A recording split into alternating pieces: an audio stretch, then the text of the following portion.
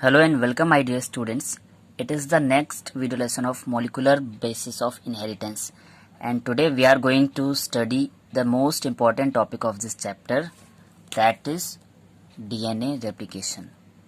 So आज का video बहुत इंटरेस्टिंग होने वाला है और बहुत ही कॉन्सेप्चुअल है, तो इस वीडियो को बहुत ध्यान से देखिएगा. मैं वन बाय वन सारी चीज़ें आपको डिस्क्राइब करने वाला हूँ. So without wasting our time चलिए स्टार्ट करते हैं. फर्स्ट ऑफ ऑल हमें पता होना चाहिए कि डीएनए रेप्लिकेशन होता क्या है. तो डीएनए रेप्लिकेशन का जो बेसिक मीनिंग होता है कि डीएनए अपनी खुद की कॉपीज बनाता है, यानी कि अपने आप को डुप्लीकेट करता है. यानी कि एक डीएनए से कई सारे डीएनए का बनना या दो डीएनए का बनना, that is called DNA replication. जैसा कि हमको पता है कि कोई भी स्पीशीज होती है वो अपनी जेनेटिक इन्फॉर्मेशन को जनरेशन टू जनरेशन ट्रांसफ़र करती है. तो ऐसा करने के लिए उसे अपनी खुद की कुछ कॉपीज जनरेट करनी होती हैं, और उस डीएनए की कॉपी के बनने के प्रोसेस को हम बोलते हैं डुप्लीकेशन या replication of DNA. So to transfer the genetic information from parent to their offspring, the DNA makes its own copy and this process is known as replication और डुप्लीकेशन.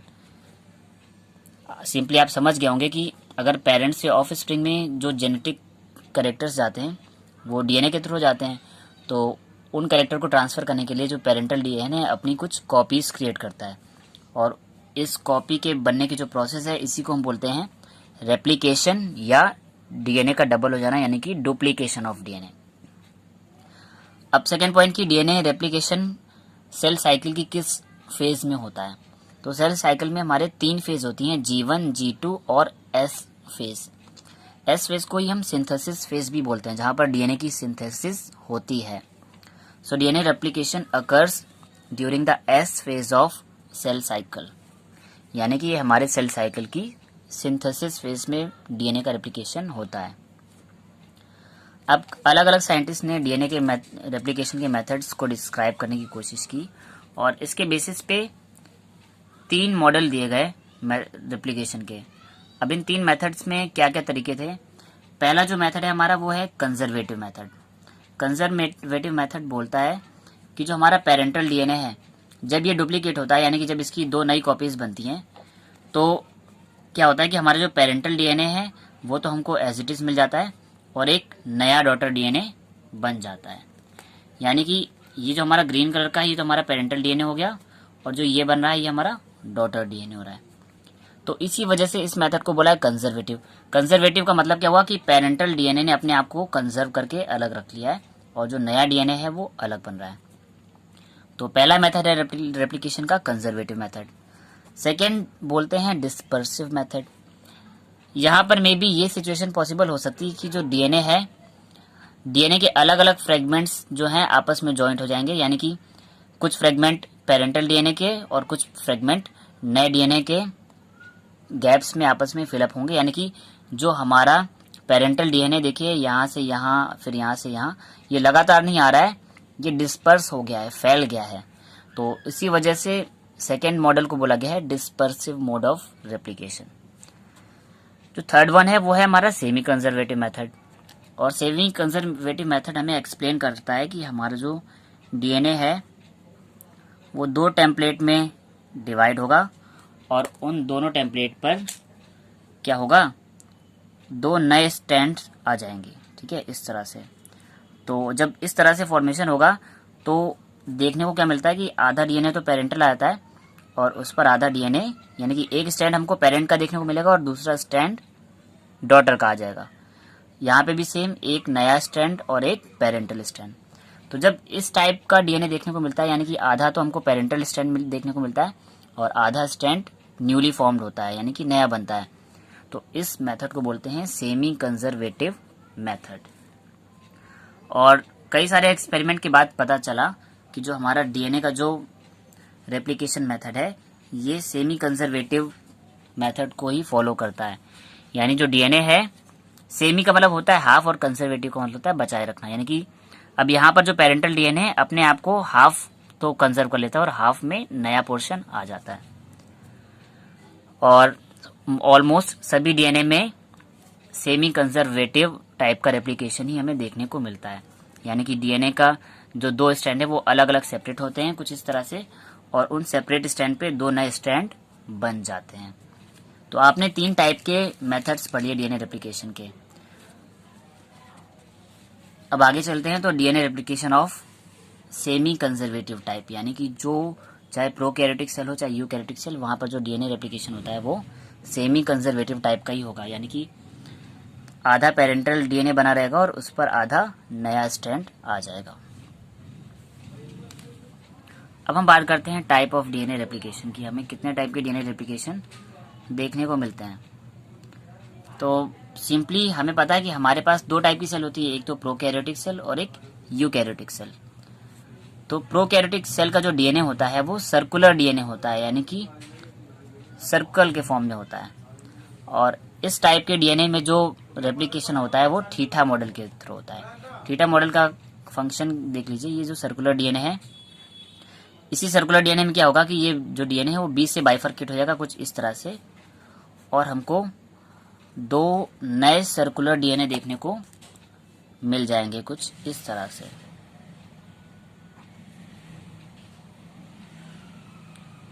तो इसलिए इस मेथड को बोला है थीटा मॉडल। और जो eukaryotic DNA होता है ये कैसा होता है? पहली बात तो यहाँ पे वाई शेप्ड रेप्लिकेशन फॉर्क बनता है, और यूकैरियोटिक जो डीएनए होता है वो लीनियर होता है। यहाँ पर हमने डीएनए देखा था सर्कुलर, बट जो यूकैरियोटिक डीएनए है वो लीनियर है, यानी कि सिंगल सीधी चेन होगी। और जब इस टाइप का डीएनए देखने को मिलता है तो हमने बोला कि ये सेमी कंजर्वेटिव पाथवे को फॉलो करेगा, यानी कि डीएनए के दोनों स्ट्रैंड अलग हो जाएंगे और दोनों स्ट्रैंड पे नए कोडिंग स्ट्रैंड बन जाएंगे, और इस तरह से एक डीएनए से 2 डीएनए बन जाते हैं। तो यहाँ पर क्या होता है, देखिए ये जो स्ट्रक्चर है वो वाई शेप का बनने को दिख रहा है, यानी कि यहाँ पर एक वाई शेप्ड रेप्लिकेशन फॉर्क बन जाता है। तो इस वजह से हमने देखा कि type of DNA replication 2 type के हैं, एक तो थीटा मॉडल है और दूसरा रेप्लिकेशन फॉर्क। अब चलते हैं, हम देखते हैं मैकेनिज्म ऑफ डीएनए रेप्लिकेशन, यानी कि डीएनए का रेप्लिकेशन किस तरह से हो रहा है। यहाँ से इस वीडियो को बहुत ध्यान से देखिएगा और स्टेप वाइज चलेंगे हम। अगर बीच में आपको कुछ समझ ना आए तो एक बार इस वीडियो को रिपीट भी कर लेंगे तो आपको सारे फैक्ट्स क्लियर हो जाएंगे। तो डीएनए रेप्लिकेशन की मैकेनिज्म में जो है एंजाइम्स का बहुत बड़ा रोल होता है, क्योंकि सारी की सारी जो प्रोसेस है वो एंजाइम्स के थ्रू ही होती हैं। तो फर्स्ट ऑफ ऑल यहाँ पर जो सीक्वेंस स्टार्ट करते हैं तो हमारा जो पहला एंजाइम होता है वो होता है टोपो आइसोमरेज, और इसे हम डीएनए गायरेज भी बोलते हैं। इसका काम क्या होता है? It release the tension of super coil DNA by removing it's coils. यानी कि हमारा जो ये डीएनए देखिए बहुत सुपर कॉइल्ड है, यानी कि बहुत हाईली ट्विस्टिंग है, इसमें कुछ इस टाइप से देखिए बहुत सारी ट्विस्टिंग देखने को मिल रही है। तो ये जो डीएनए गायरेज या टोपो आइसोमरेज एंजाइम है इसकी सुपर कॉइलिंग को कम कर देगा, ताकि डीएनए थोड़ा सा टेंशन फ्री हो जाए। इसके जो स्ट्रैंड हैं ये आपस में बहुत टाइटली ट्विस्टेड है, इनकी टेंशन को ये रिलीज कर देगा। कंप्लीटली इस तरह से फ्री नहीं होगा, कुछ इस तरह से होगा, यानी कि स्ट्रैंड कुछ इस तरह से फ्री हो जाएंगे। देखिए यहाँ पर कुछ ज़्यादा ट्विस्टिंग है, यहाँ पे ट्विस्टिंग कम हो गई। तो सबसे पहले तो हम क्या करेंगे कि टोपो आइसोमरेज एंजाइम का अप्लाई करेंगे और डीएनए की जो सुपर कॉइल्ड स्ट्रक्चर है उसकी टेंशन को रिलीज करके इसको लेस कॉइलिंग में कन्वर्ट कर देंगे। सेकेंड स्टेप आता है रिस्ट्रिक्शन इंडोन्यूक्लियस एंजाइम। अब ये जो रिस्ट्रिक्शन इंडोन्यूक्लियस एंजाइम होता है इसका जो बेसिक फंक्शन होता है ये डीएनए के मॉलिक्यूल को कट करने का काम करेगा। और कहाँ से कट करेगा इसके बारे में भी आप समझ लीजिए। जब रेप्लिकेशन स्टार्ट होता है तो ऐसा नहीं है कि पूरे डीएनए में कहीं से भी रेप्लिकेशन स्टार्ट हो जाए। एक स्पेसिफिक न्यूक्लियोटाइड की सीक्वेंस होती है, यानी कि एडनिन, ग्वानिन, थाइमिन और साइटोसिन की एक स्पेसिफिक सीक्वेंस होगी, और उसी सीक्वेंस को रिकॉग्नाइज करने के बाद वहीं से डीएनए का रेप्लिकेशन स्टार्ट होता है। तो डीएनए की वो सीक्वेंस जहां से हम रेप्लिकेशन को स्टार्ट कर देते हैं उस सीक्वेंस को बोल देते हैं ओरिजिन ऑफ रेप्लिकेशन। ठीक है। तो जो रिस्ट्रिक्शन एंडोन्यूक्लियस एंजाइम होता है वो पहले तो ओरिजिन ऑफ रेप्लिकेशन यानी कि ओरी साइट को रिकॉग्नाइज करेगा, और इस ओरिजिन ऑफ रेप्लिकेशन वाली साइट को वहाँ के न्यूक्लियोटाइड्स को कट करके वहाँ पर आकर बाइंड कर जाएगा, ताकि अब यहाँ पे जब जुड़ जाएगा तो यहाँ से फिर ये आगे रेप्लिकेशन स्टार्ट कर देगा। यानी कि अगर हमको एक बार डीएनए की चेन में रेप्लिकेशन की साइट मिल गई, यानी कि ओरिजिन ऑफ रेप्लिकेशन या ओरी साइट मिल गई, तो वहाँ से हम रेप्लिकेशन को स्टार्ट कर सकते हैं।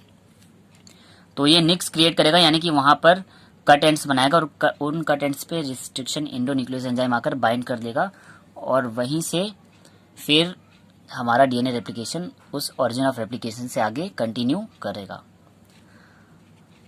अब हमने रिस्ट्रिक्शन एंजाइम को जोड़ दिया है, यानी कि हमको ओरिजिन ऑफ रेप्लिकेशन मिल गई है। सो अब हम रेप्लिकेशन के फिनोमेना को स्टार्ट करेंगे। तो इसके लिए जो अब एंजाइम आएगा वो आएगा हेलिकेज। अब हेलिकेज एंजाइम का फंक्शन क्या होता है? It unwind the DNA by removing the hydrogen bonds of nitrogenous bases and create replication fork. हमारा जो डीएनए था, ये देखिए हमने इसको टेंशन रिलीज कर लिया, यानी कि इसके जो कॉइल्स हैं वो कम कर दिए ताकि हम इजिली इन दो स्ट्रैंड को खोल सकें, ओपन कर सकें। तो इन स्ट्रैंड को खोलने में कौन हेल्प करेगा? हेलिकेज। हेलिकेज क्या करेगा? हमारी ऑरिजिन ऑफ साइट से जो डीएनए के दोनों स्ट्रैंड हैं उनको आपस में अलग कर देगा, यानी कि रिमूव कर देगा एक दूसरे से। अब कैसे करेगा भाई? ये दोनों जो हमारे एंड्स हैं आपस में यहाँ पे नाइट्रोजनस बेस जुड़े हुए हैं। सपोज अगर एडेनिन होगा तो एडेनिन के सामने थाइमिन जुड़ा होगा डबल बॉन्ड से, और अगर ग्वानिन होगा तो ग्वानिन के सामने साइटोसिन जुड़ा होगा ट्रिपल बॉन्ड से।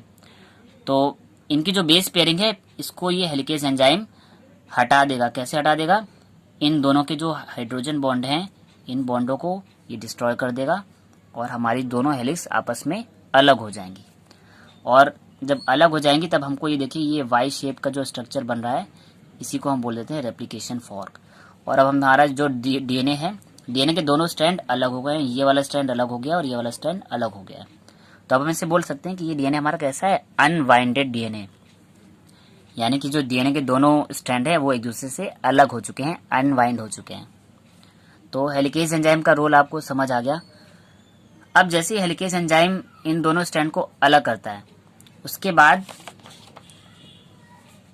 नेक्स्ट एंजाइम आते हैं जिन्हें हम बोलते हैं एसएसबी प्रोटीन्स, यानी कि सिंगल स्ट्रैंडेड बाइंडिंग प्रोटीन्स। अब इन एसएसबी प्रोटीन्स का काम क्या होता है? देखिए हमने जो ये डीएनए स्ट्रैंड जो रेप्लिकेशन फॉर्क बन रहा था वहां पर हमने जो ये डीएनए स्ट्रैंड जो दो अलग किए हुए थे, ठीक है, ये दोनों स्ट्रैंड अगर जैसे ही हमारा डीएनए हेलिकेज वहां से हटेगा तो ये स्ट्रैंड वापस से हाइड्रोजन बॉन्ड बनाकर जुड़ जाएंगे, और जुड़ जाएंगे तो फिर रेप्लिकेशन फॉर्क हमारे पास बचेगा ही नहीं, प्रोसेस आगे बढ़ नहीं पाएगी। तो ये एसएसबी प्रोटीन क्या करती है? ये अनवाइंडेड डीएनए के जो स्ट्रैंड होते हैं उनके न्यूक्लियोटाइड्स में जाकर जुड़ जाती है कुछ इस तरह से। हर न्यूक्लियोटाइड में ये एसएसबी प्रोटीन्स जुड़ जाएंगी। इन्हीं को हम बोलते हैं सिंगल स्ट्रैंडेड बाइंडिंग प्रोटीन्स, ठीक है। अब ये जुड़ जाएंगे तो इनके जुड़ने से क्या होता है कि हमारा जो डीएनए है, डीएनए के जो अलग अलग हुए स्ट्रैंड है, अब ये वापस में रीजॉइंट नहीं हो पाएंगे क्योंकि जो एसएसबी प्रोटीन है इनको वापस हाइड्रोजन बॉन्ड बनाने नहीं देगी। So simply we can say that SSB protein binds to single stranded DNA helix produced by helicase enzyme to prevent the rejoining of separated helix। यानी कि जो हमारा SSB प्रोटीन था ये वहीं पे उन दोनों अलग अलग हुई हेलिक्स में आकर बाइंड अप कर जाएगा ताकि ये हेलिक्स वापस से रिजॉइन ना कर पाए। अब इसके बाद एक और इम्पोर्टेंट स्टेप क्या है? Activation of DNTPs। अब ये DNTPs होते क्या है? Deoxyribose nucleotide triphosphate.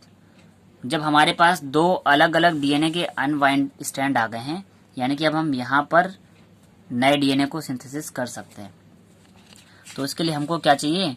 कुछ न्यूक्लियोटाइड चाहिए। तो वो जो न्यूक्लियोटाइड हमें कहाँ से मिलेंगे? हमें न्यूक्लियोटाइड मिलेंगे न्यूक्लियस से। न्यूक्लियस के अंदर जो न्यूक्लियोप्लाज्म होता है वहीं पर ये नाइट्रोजनस फॉस्फेट यानी कि जो एडेनिन है, ग्वानिन है और साइटोसिन है और थाइमिन है, ये जितने भी नाइट्रोजनस बेस हैं ये न्यूक्लियस के अंदर न्यूक्लियोप्लाज्म में इनएक्टिव स्टेज में पड़े होते हैं। इनएक्टिव स्टेज का मतलब है like deoxyribose adenosine monophosphate, guanosine monophosphate, thymine monophosphate और साइटोसिन मोनोफॉस्फेट, यानी कि ये इनकी इनएक्टिव स्टेज होती है मोनोफॉस्फेट वाली। अब हम इनको एनर्जी देंगे, यानी कि इनमें फॉस्फेट ग्रुप को ऐड करेंगे और ये कन्वर्ट हो जाएंगे DATP, GTP, TTP और CTP में, यानी कि deoxyribo adenosine triphosphate, guanosine triphosphate, thymine triphosphate और साइटोसिन ट्राइफॉस्फेट। और इस फॉर्म में हम इनको बोलते हैं न्यूक्लियोटाइड। यानी कि पहले ये जो थी ये इनएक्टिव स्टेज थी। इनएक्टिव स्टेज से हम एक्टिव स्टेज में कन्वर्ट करेंगे, यानी कि इनके मोनोफॉस्फेट से हम ट्राइफॉस्फेट में कन्वर्ट करेंगे और फिर इन्हीं न्यूक्लियोटाइड को हम यूज करेंगे नए डीएनए को बनाने में। So the nucleotide remain in the nucleoplasm in inactive form.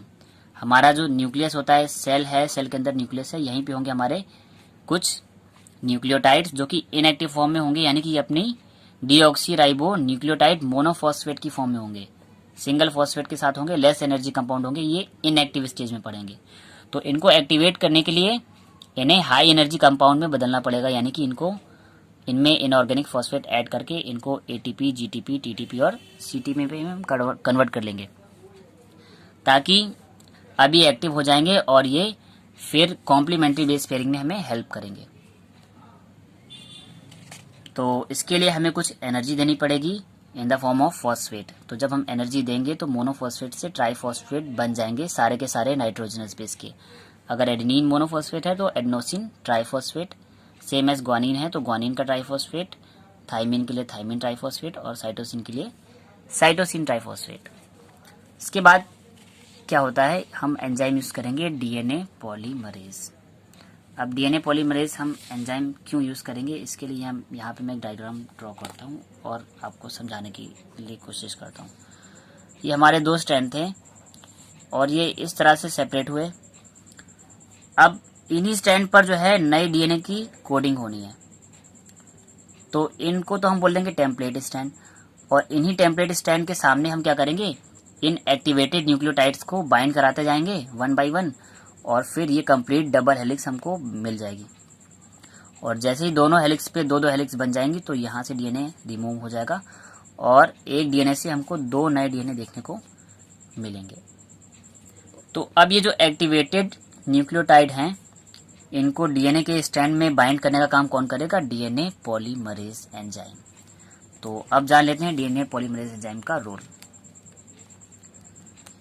Simply it is responsible for the synthesis of new DNA because it binds the complementary nucleotides यानी कि deoxyribonucleotide triphosphates to the template strand and synthesis a long chain of DNA। अब ये जो template strand है आपके लिए नया word है। यहाँ पर हमने जब डीएनए के दो स्ट्रैंड को अलग अलग किया तो ये जो पेरेंट स्ट्रैंड है इन्हीं को हम बोलते हैं टेम्पलेट स्ट्रैंड, यानी कि अब ये ऐसा टेम्पलेट वर्क करेंगे और इन टेम्पलेट पर नए न्यूक्लियोटाइड जो हैं डीएनए पॉलीमरेज लेकर आएगा और बाइंड कराता चला जाएगा और इस तरह से टेम्पलेट स्ट्रैंड पर उसके ठीक एंटी पैरेलल एक नई डीएनए की चेन बननी स्टार्ट हो जाएगी। तो जितने भी न्यूक्लियोटाइड हैं, एक्टिवेटेड न्यूक्लियोटाइड्स को डीएनए में जोड़ने का काम कौन करेगा, डीएनए पॉलीमरेज एंजाइम, और इस तरह से ये लॉन्ग डीएनए चेन प्रिपेयर कर लेगा। अब यहाँ पर एक एक्सेप्शन होता है, जो हमारा डीएनए पॉलीमरेज एंजाइम है, it can synthesize DNA only 5' to 3' direction, यानी ये डीएनए को केवल 5' to 3' डायरेक्शन में ही सिंथेसाइज कर पाएगा। अब इसका मतलब क्या हुआ, यानी कि अगर हमारा जो टेम्पलेट स्ट्रैंड है 5' to 3' डायरेक्शन में है, तभी डीएनए पॉलीमरेज एंजाइम इसी डायरेक्शन में कोडिंग करेगा, यहाँ से यहाँ की तरफ। तो अगर हमारा टेम्पलेट स्ट्रैंड जो है वो 5' to 3' है, तो डीएनए पॉलीमरेज जो स्टार्ट करेगा उसको स्टार्टिंग में न्यूक्लियोटाइड ऐड करने के लिए क्या चाहिए होगा, 3' OH ग्रुप चाहिए होगा, क्योंकि सामने वाला स्ट्रैंड जो है वो जस्ट अपोजिट बनेगा, क्योंकि अगर ये 5' to 3' है तो ये 3' to 5' बनेगा।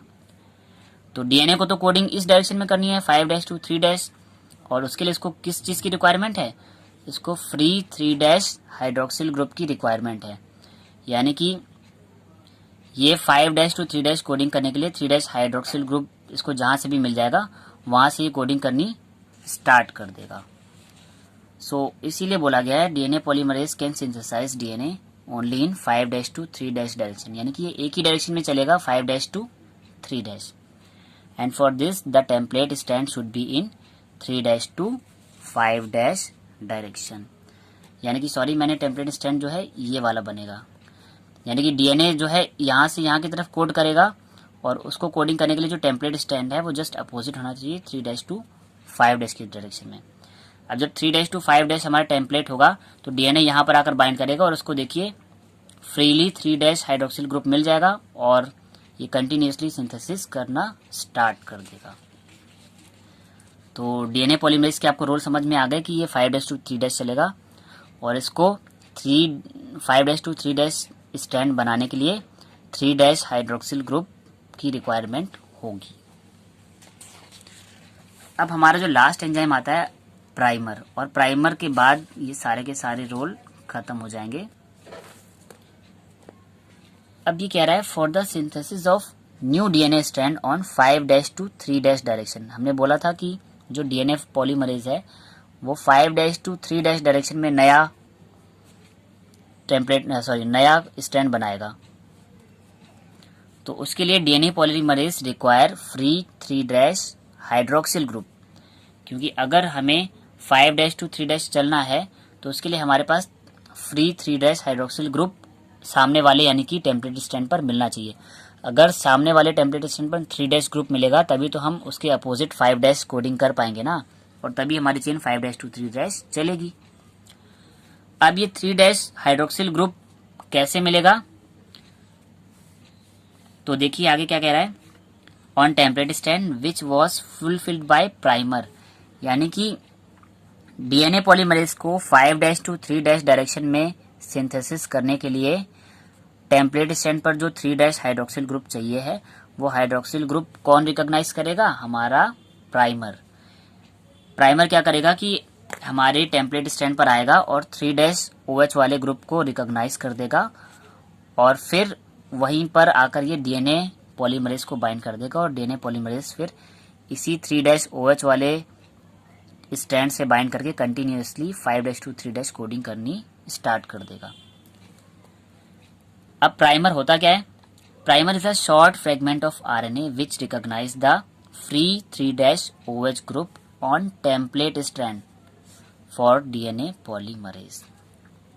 तो आरएनए प्राइमर, या ऐसे हम कॉमनली प्राइमर भी बोलते हैं, ये प्राइमर क्या करता है कि हमारी 3' हाइड्रोक्सिल ग्रुप को रिकॉग्नाइज करता है टेम्पलेट स्टैंड पे। यानी कि हमारे टेम्पलेट स्टैंड जो हैं, यानी कि जो पेरेंट स्टैंड है वहाँ पे जहाँ पर भी इसको 3' OH ग्रुप मिल जाएगा ये वहाँ पर जाके बाइंड कर देगा, और बाइंड करने के बाद उस साइट को प्रोवाइड कर देगा डीएनए पॉलीमरेज को, क्योंकि ये जो 3' हाइड्रोक्सिल ग्रुप है ये चाहिए होता है डीएनए पॉलीमरेज को, ताकि डीएनए पॉलीमरेज इस 3' के अपोजिट 5' to 3' डायरेक्शन में कोडिंग कर ले।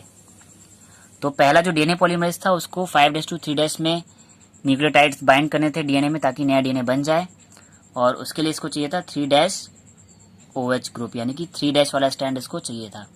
तो वो स्टैंड रिकॉग्नाइज करके कौन देता है, आरएनए प्राइमर, जैसे हम कॉमनली प्राइमर भी बोलते हैं। अब इस मेथड को हम इस डायग्राम के थ्रू भी समझें तो आपको थोड़ा सा और इजी हो जाएगा। अब सपोज कि ये हमारा एक टेम्पलेट स्टैंड है, ये जो 3' to 5' दिख रहा है इसे हम पेरेंट स्टैंड या टेम्पलेट स्टैंड बोल सकते हैं। अब अगर हमारा पेरेंट स्टैंड 3' to 5' है, यानी कि हमारा यहाँ पर प्राइमर आएगा, प्राइमर ने 3' OH वाले स्टैंड को रिकॉग्नाइज कर लिया, और यहाँ पर 5' वाले एंड को लेकर ये प्राइमर बाइंड हो गया। यानी कि कुल मिलाकर प्राइमर ने क्या किया, 3' हाइड्रोक्सिल ग्रुप वाले स्टैंड को रिकॉग्नाइज कर लिया। अब जैसे ही प्राइमर ने रिकॉग्नाइज कर लिया तो ये डीएनए पॉलीमरेज को अलाउ कर देगा कि now we have 3' hydroxyl group, so वहाँ पर आकर डीएनए पॉलीमरेज जो है तुरंत ही आकर बाइंड कर जाएगा। तो आरएनए प्राइमर ने पहले स्टेप में क्या किया कि 3' हाइड्रोक्सिल ग्रुप को रिकॉग्नाइज किया, और जैसे ही आरएनए प्राइमर उसको रिकॉग्नाइज करता है तुरंत ही प्राइमर के साथ अटैच हो जाएगा डीएनए पॉलीमरेज एंजाइम, क्योंकि अब डीएनए पॉलीमरेज को 3' OH ग्रुप मिल चुका है प्राइमर के थ्रू, और डीएनए पॉलीमरेज अब इस 5' से लेके 3' की डायरेक्शन की तरफ, यानी कि 5' to 3' की तरफ, जैसा कि मैंने बोला है डीएनए हमारा 5' to 3' में कोड होगा डीएनए पॉलीमरेज के थ्रू। तो अब अगर हमको 3' OH ग्रुप मिल गया है आरएनए प्राइमर के थ्रू, तो अब यहाँ पर डीएनए पॉलीमरेज आएगा और 5' to 3' की तरफ कोडिंग करना स्टार्ट कर देगा, और इस तरह से ये पेरेंट स्टैंड और एक ये नया स्टैंड, ये दोनों मिलकर एक सेमी कंजर्वेटिव डीएनए बना लेंगे। तो फाइनल डायग्राम में हमको ये देखने को मिलेगा कि ये वाला जो स्ट्रैंड है हमारा, ये है हमारा पेरेंट स्ट्रैंड या टेम्पलेट स्ट्रैंड, और इस पर नए स्ट्रैंड की कोडिंग हो गई है। तो हमने जैसे कि बोला था सेमी कंजर्वेटिव मेथड में क्या होता है, आधा डीएनए पेरेंट का आएगा और आधा न्यू स्ट्रैंड आ जाएगा। और जब आधा डीएनए पेरेंट का आ रहा है तो इसीलिए हमने इस मेथड को बोला था सेमी कंजर्वेटिव। ये वीडियो थोड़ा लंबा हो रहा है बट आपके लिए इम्पोर्टेंट है, तो देख लीजिएगा ध्यान से, बहुत इंपॉर्टेंट टॉपिक है ये। अब ये लास्ट डायग्राम है, इसके थ्रू आपको सारी की सारी प्रोसेस में एक्सप्लेन कर देने वाला हूँ।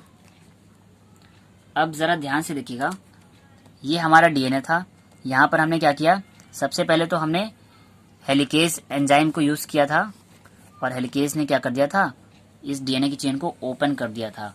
और ओपन करने के बाद ये वाई शेप का क्या बन गया था, रेप्लिकेशन फॉर्क।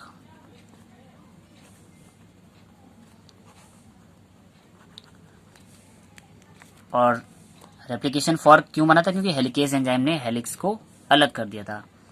और जैसे ही हेलिक्स अलग हुई थी तो वहां पर क्या बाइंड कर गई थी, एसएसबी प्रोटीन, दोनों स्टैंड पर यहां पर आ गई थी एसएसबी प्रोटीन, यानी कि सिंगल स्टैंडर्ड बाइंडिंग प्रोटीन्स। ठीक है, और ये प्रोटीन्स क्या कर रही थी कि ये जो सेपरेटेड डीएनए स्टैंड है ये वापस से आकर अपने हाइड्रोजन बॉन्ड्स ना बना लें, इसलिए एसएसबी प्रोटीन बाइंड कर गई थी ताकि वापस से अलग हुए डीएनए स्ट्रैंड वापस से रिजॉइन ना कर पाए।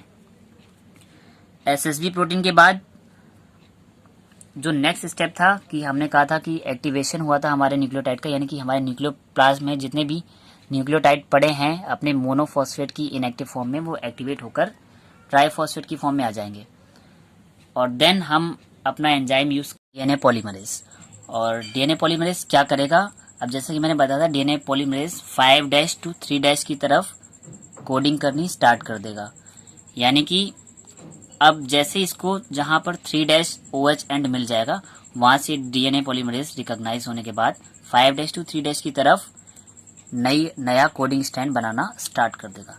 अब जैसा मैंने बताया था कि डीएनए पॉलीमरेज को 3' OH ग्रुप प्रोवाइड करने के लिए कौन सा एंजाइम हेल्पफुल होता है, वो होता है हमारा आरएनए प्राइमर।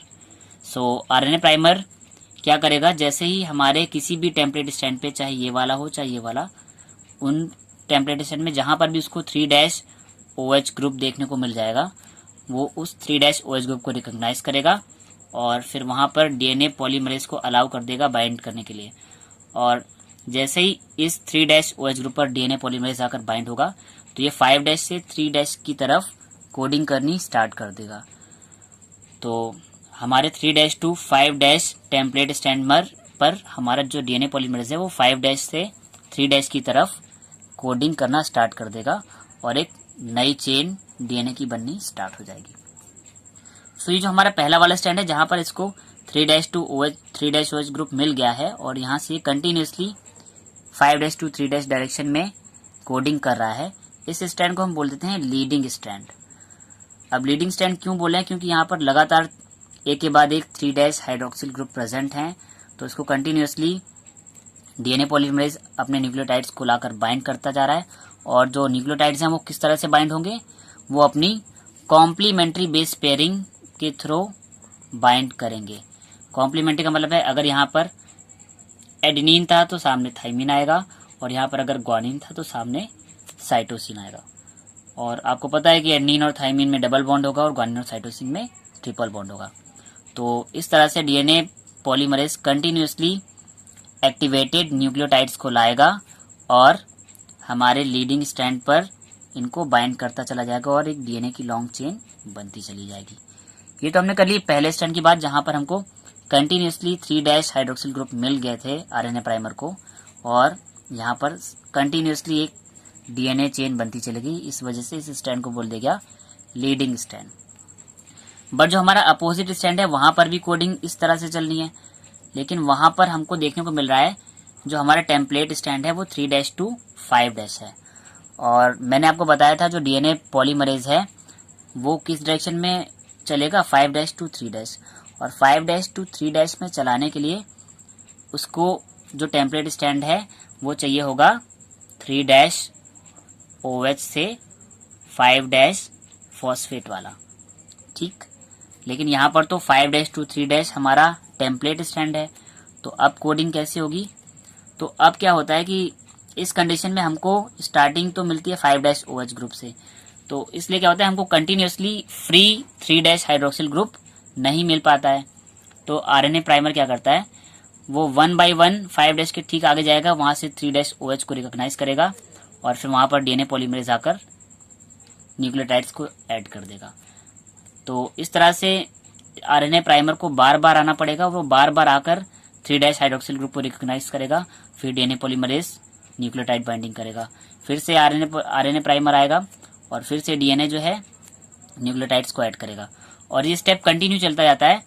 तो जो अपोजिट वाला स्टैंड है यहाँ पर हमको कंटिन्यूसली 3-OH ग्रुप तो मिल नहीं रहे, क्योंकि सपोज यहाँ पर 5- ना होकर अगर 3- मिलता जैसे कि यहाँ पर था, तो हमारे लीड करते चले जाते और कंटिन्यूसली डीएनए की कोडिंग होती चली जाती। बट ऐसा नहीं हो रहा है, क्योंकि हमको जो टेम्पलेट स्टैंड मिला है वो 5- to 3- वाला है, इसलिए आरएनए प्राइमर को बार बार पीछे से 3- हाइड्रोक्सिल ग्रुप को रिकॉग्नाइज करना पड़ रहा है और फिर डीएनए पॉलीमरेज उल्टी तरफ आकर कोडिंग करता है। तो इस तरह से बार बार प्राइमर आता है और बार बार डीएनए पॉलीमरेज कोडिंग करता है और फिर कंटिन्यूसली एक लॉन्ग डीएनए की चेन नहीं बन पाती है।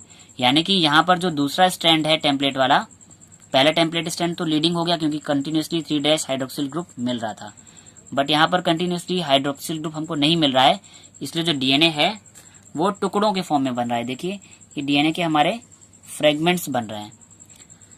तो जो सेकेंड स्टैंड है जहाँ पे डीएनए लगातार नहीं बन रहा है, डीएनए के छोटे छोटे बंचेस बन रहे हैं, तो उन छोटे छोटे टुकड़ों को या उन छोटे छोटे फ्रेगमेंट्स को ही हम बोलते हैं ओकाजाकी फ्रेगमेंट। यानी कि जो डिसकंटिन्यूअस फ्रेगमेंट बन रहे हैं हमारे दूसरे वाले टेम्पलेट स्टैंड पे, उसे बोलते हैं ओकाजाकी फ्रेगमेंट। अब इस स्टैंड पे कोडिंग कंटिन्यूअसली नहीं चल पा रही, यानी कि हम कंटिन्यू लीड नहीं कर पा रहे हैं, बीच बीच में हमारी जो कोडिंग है वो रुक जा रही है, लैग हो जा रही है, और लैग होने की वजह से इस स्ट्रैंड को हमने बोला है लैगिंग स्ट्रैंड। तो हमारे पास पहला टेम्पलेट स्ट्रैंड ये वाला और दूसरा ये वाला, तो एक तरफ तो हमको कंटिन्यूसली 3- हाइड्रोक्सिल ग्रुप मिल रहा है जिसे हमने बोल दिया लीडिंग स्ट्रैंड, और दूसरी तरफ पे हमें नहीं मिल पा रहा है, तो इसलिए हमने उसे बोल दिया है लैगिंग स्ट्रैंड। और लैगिंग स्ट्रैंड पे जो डिसकंटिन्यूअस डीएनए के जो फ्रेगमेंट बन रहे हैं उन्हें हमने बोल दिया है ओकाजाकी फ्रेगमेंट्स। अब एक मोस्ट इंपॉर्टेंट क्वेश्चन ये बनता है कि लीडिंग स्ट्रैंड पे तो हमारे टेम्पलेट कंटिन्यूसली बन गए, लेकिन जो हमारा लैगिंग स्ट्रैंड है वहां पर क्या हो रहा है, ये हमारा पेरेंट स्ट्रैंड चल रहा है 5- to 3- और यहाँ पर जो कोडिंग हो रही है वो टुकड़ों में हो रही है ओकाजाकी फ्रेगमेंट्स बनने की वजह से। तो हम इस डीएनए को कंटिन्यू लॉन्ग चेन में कैसे कन्वर्ट करें? तो अब यहाँ पर एंजाइम आता है डीएनए लाइगेज। बहुत इंपॉर्टेंट एंजाइम है, क्योंकि ये लाइगेज एंजाइम क्या करेगा, जो हमारे गैप्स बन रहे हैं यानी कि जो टुकड़ों में जो ओकाजाकी फ्रेगमेंट्स बन रहे हैं इनको ये बाइंड कर देगा, जोड़ देगा और एक कंटिन्यू डीएनए चेन बना देगा। तो इस तरह से एक डीएनए मॉलिक्यूल के 2 टेम्पलेट स्ट्रैंड बनेंगे और उन दोनों पर चाहे लीडिंग बने चाहे लैगिंग बने, लेकिन अल्टीमेटली हमको 2 नए डीएनए देखने को मिलेंगे। अगर लैगिंग स्ट्रैंड बन रहा है तो उन लैगिंग स्ट्रैंड के जो टुकड़े हैं ओकाजाकी फ्रेगमेंट, उन्हें हम डीएनए लाइगेज एंजाइम के थ्रू जोड़ सकते हैं। सो आई होप स्टूडेंट आपको ये वीडियो समझ आ गया होगा कि पूरी की पूरी मैकेनिज्म डीएनए रेप्लिकेशन की कैसे चल रही है। और लैगिंग स्ट्रैंड, ओकाजाकी फ्रेगमेंट, ये कुछ इंपॉर्टेंट पॉइंट्स हैं जो आपसे बार बार एग्जाम में पूछे जाते हैं। सो आई होप ये वीडियो आपको समझ आ गया होगा। प्लीज़ कमेंट करके बताएं ये वीडियो आपको कैसा लगा, और अगर ये वीडियो आपको समझ आया तो इसे लाइक करें और सभी स्टडी रिलेटेड ग्रुप्स में शेयर करें। साथ ही चैनल को सब्सक्राइब कर लें और बेल आइकन को भी प्रेस कर लें ताकि आने वाले वीडियोस की नोटिफिकेशन आपको मिलते रहें। एंड अगर आपने लास्ट वीडियो जेनेटिक कोड वाला मिस कर दिया है तो उस वीडियो का लिंक मैंने इस वीडियो के डिस्क्रिप्शन बॉक्स में दे रखा है। सो उस लिंक पर क्लिक करके आप जेनेटिक कोड वाले वीडियो को भी देख सकते हैं। Thank you students.